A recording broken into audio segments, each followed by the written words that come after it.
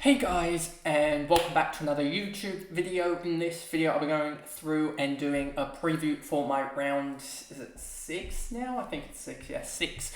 AFL Fantasy team, going through my thoughts, sort of also the short-term and long-term thoughts, which seem to change slightly every single week, obviously, as new events happen, new people go down, etc. Like the McKercher injury sort of changed a couple things up. But also at the same time, there's sort of the same premise of I want to aim to target to get all certain players in, etc. And that's sort of coming to fruition slowly but surely. New players pop up, some players fall off, etc., etc. But before we get into this video, remember to like and subscribe, turn the notification bell on so you know when I upload, and let's get into the video. So, as you can see here, we have, with the current trades, 362k in the bank, which probably alludes that I am doing a double downgrade. And someone did comment that no other winner has actually won with a double downgrade. So it is probably going to be and I think that in a sense is a thing that we need to look at. But also, in a sense, this is a new year, new everything, with the best 18 in the first couple of weeks. There is a strategy overhaul, I guess, almost in a way that you can, I think, get away with it because it is best 18 rather than best 22. So you can get away with having less, with more rookies on the ground. I mean, with my team, I've got 1, 2, 3, going to be 4 most likely, 4 there. 5, 6, 7 rookies, most likely. 7 rookies on field in the last best 18, and that's because one of my primos is out at the moment. And I'm doing a double downgrade to allow for a double sort of upgrade next week, most likely, with a better... Yeah, so we'll see, but I think it is the best strategy in the end, which will leave me with, I'm pretty sure... I think it will leave me with 6 rookies on field after the buys, which is still a little bit behind 16 primo, sort of 16 almost primos, I would say. With sort of one, I mean, Zach Fisher isn't really a primo, but you sort of got Bonner and Fisher there that aren't really primos, and they're sort of the 2 that I'm looking at that may not be there. Next week, will be there next week, that are sort of not primos. So you got 2, so you sort of have 14 primos, 2 mid prices, and sort of 6 rookies at the moment, which is probably a little bit behind the curve, to be honest with you. And that's sort of what I'm looking at, but I think that I can slowly and surely make it up as I've got. I mean, my cash gen on the bench isn't too good, but hopefully I have something going. But yeah, Sheasel has the captaincy on, as I am going for a Romo VC in fantasy, just because the matchup with the Bulldogs tonight is a plus 18 for Rucks against Western Bulldogs, and if Romo goes plus 18, a 137 VC after a 138 last week, I am looking forward to that. And so yeah, I reckon he can get a really good score against the Bulldogs.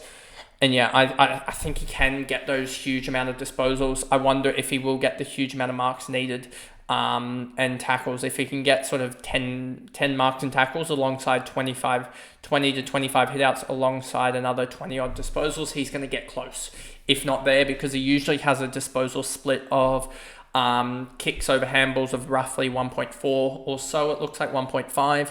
So if he does that, say he has around 13, say he has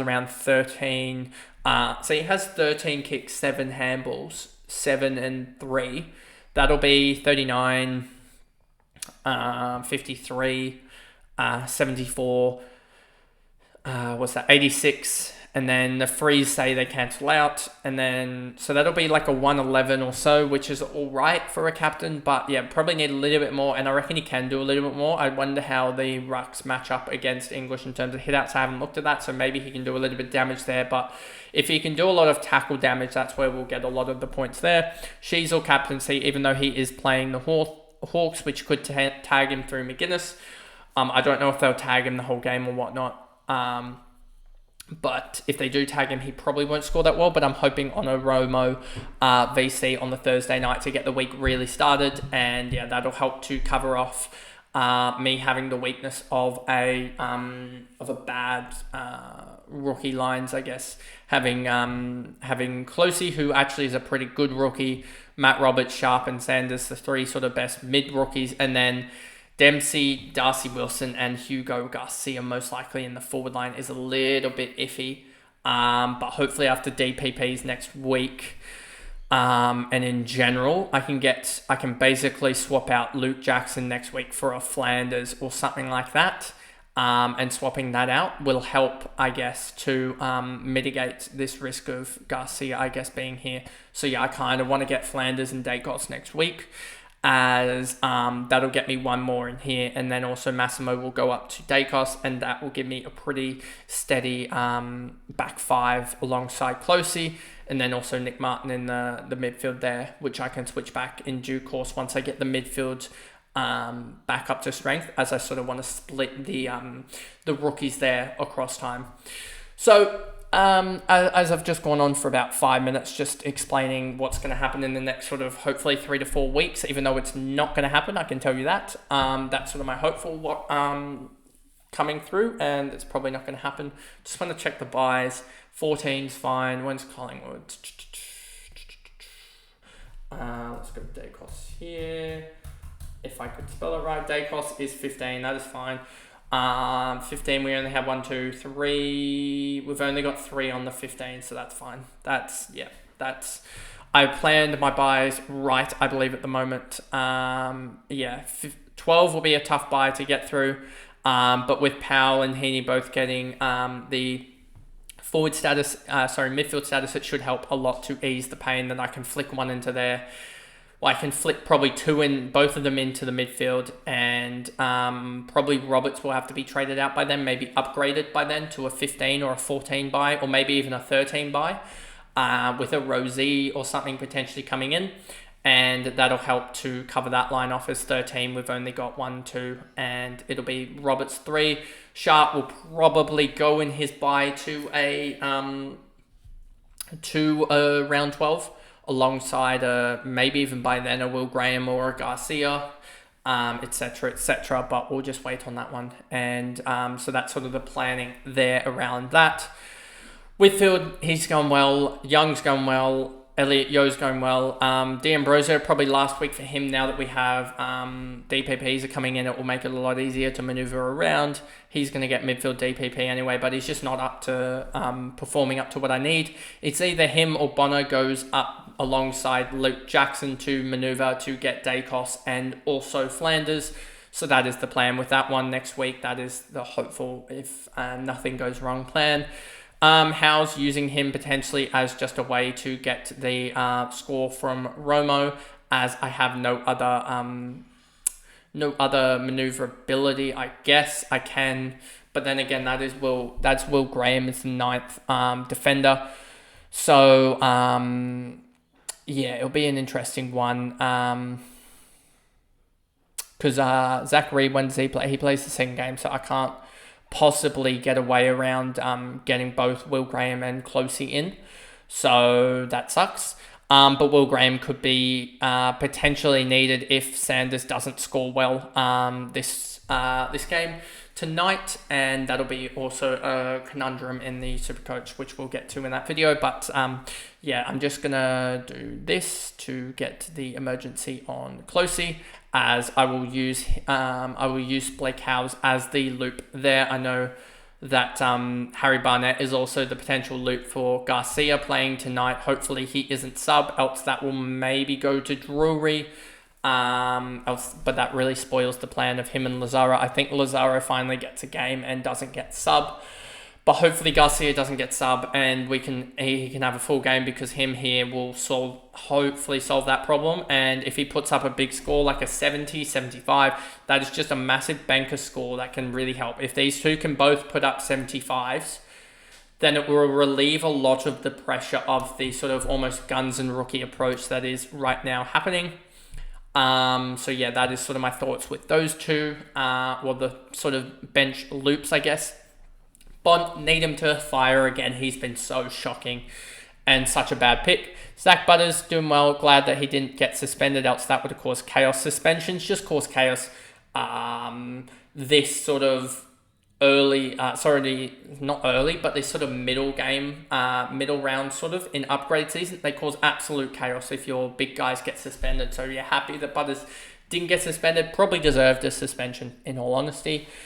Jack Steele going really well. Hopefully he goes big tonight, but I need Romo to outdo him. Romo has outdone him 3 out of the 5 times, and Romo has a better matchup. So that was just my sort of philosophy on why I went Romo over Jack Steele with the VC. But I can understand the Jack Steele VC, and I am worried that Jack Steele outdoes him. But let's just hope and pray that Romo outdoes Steele, even if it's just 5-10 points, because if we go to Stats Center here, and I will click back in a second, but Coach's Choice, if I go to Coach's Choice and VC, you've got Bontempelli, you've got Steele and Marshall are only 0.4 apart. So that is good, but it is Bontempelli. So I need basically Rowan Marshall to outscore Steele and Bontempelli for it to be the perfect way to go around this.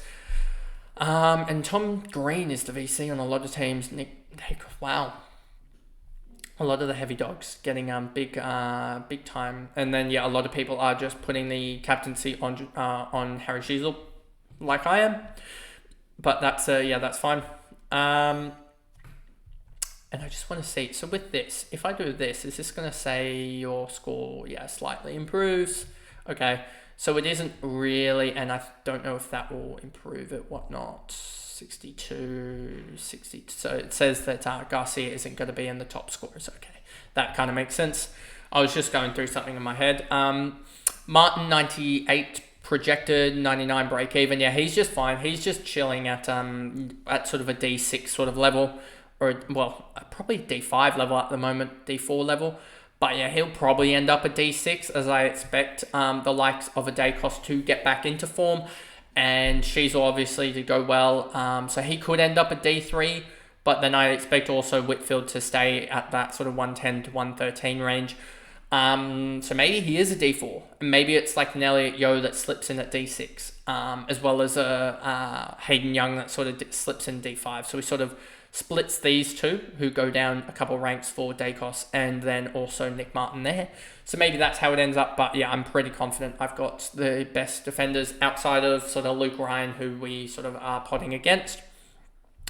Bonner, I just need a big score out of him. And again, another big score. If he gets a big score, it will confirm the trades that I want with getting Flanders and Dacos, and that will be huge for just the structure of the side.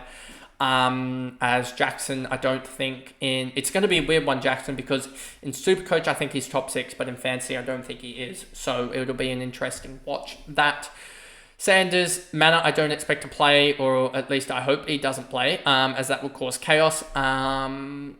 But yeah, hopefully Sanders gets a game here, and we can sort of just hold out him here on the emergency and play him there. Roberts hopefully scores well. We don't need another rookie just failing, I guess. Then you have Jeremy Sharp here. He had a slow week with the 65, but has the really good matchup against the Eagles, so I want him there.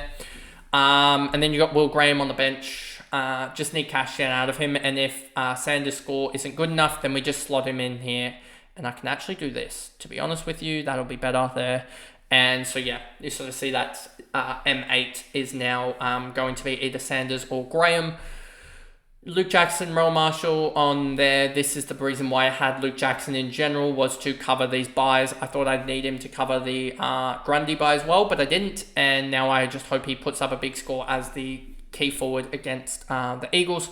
If we go back to, what's the average against the Eagles? He averages 88 against the Eagles. If he does 88, I'm sort of okay with that. I need him to sort of get that 110 range just to cut my losses there with him, and then I can get rid of him. Marshall, and then Gawn, obviously. And then you got Heaney here. He's just doing his thing. Tom Powell doing his thing as well. He's only got a 51 break even, so he's in a real good spot.